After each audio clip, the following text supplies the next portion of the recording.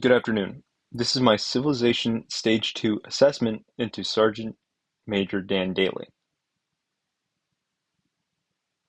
Career: Daniel Daly was born in Brooklyn, New York.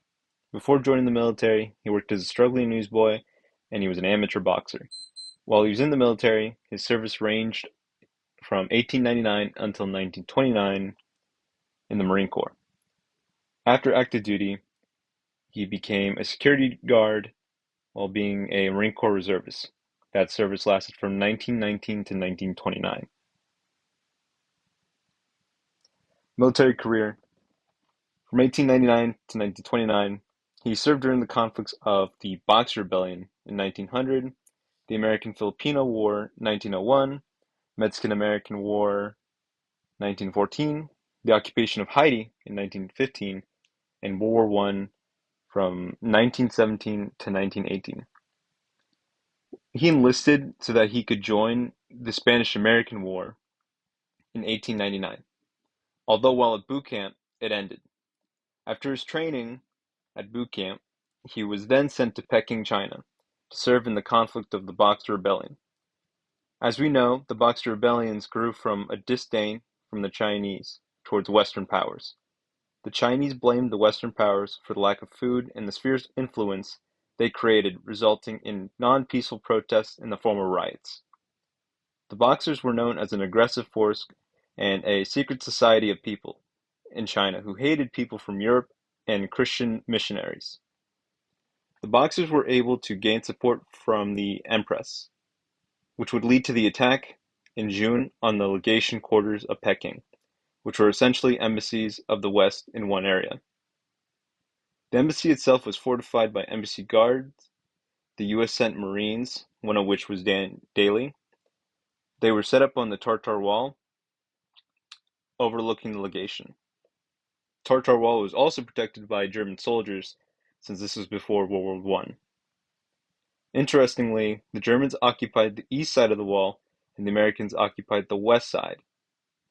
This led to the Boxers creating barricades to inch forward on the positions of the Marines and German troops. The Boxers surrounded the legation for some weeks, where Chinese troops decided to help the Boxers. The legations lasted 55 days in their siege, and the event was known as the 55 Days at Peking. Private Daly, at the time, aided in setting up a defense. The way he gained his first Medal of Honor was that he had a night watch, with the objective to hold a foxhole throughout the night. With his rifle, ammo, water, and bayonet, he killed off an invading force, which reportedly in the morning was 200 dead or injured Chinese soldiers and Boxers. For this reason, he received the Medal of Honor. He was a private while doing this, which in the Marine Corps is an E1. Daniel Daly received his second Medal of Honor during the occupation of Haiti, close by Fort Deputy. His regiment was ambushed near a river by 400 Cacao bandits, hiding in bushes. The regiments retreated onto a hill. They regrouped and assessed the situation and counterattacked in the morning.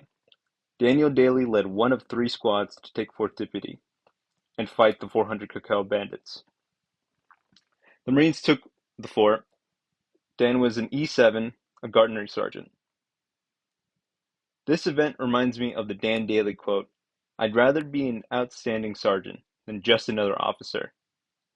I think this way because the other officers leading their squads were Captain William P. Upshur, who's an O3, and First Lieutenant Edward A. Osterman, who's an O2. They weren't awarded the Medal of Honor like Gunnery Sergeant Dan Daly.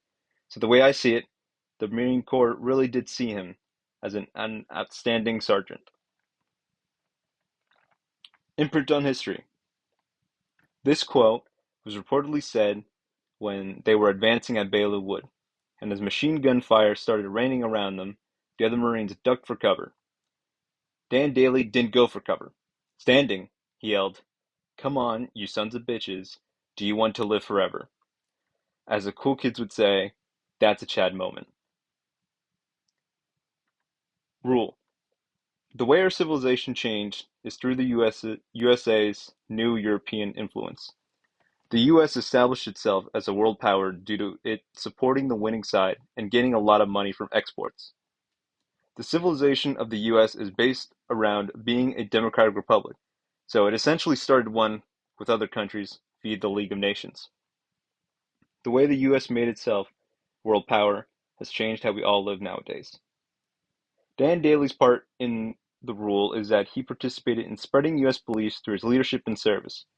More specifically, he was stationed at the line post-World War One until switching to reserves, signifying Allied dominance. And that was my research into Dan Daly, who would later be promoted to Sergeant Major in the Marine Corps Reserves.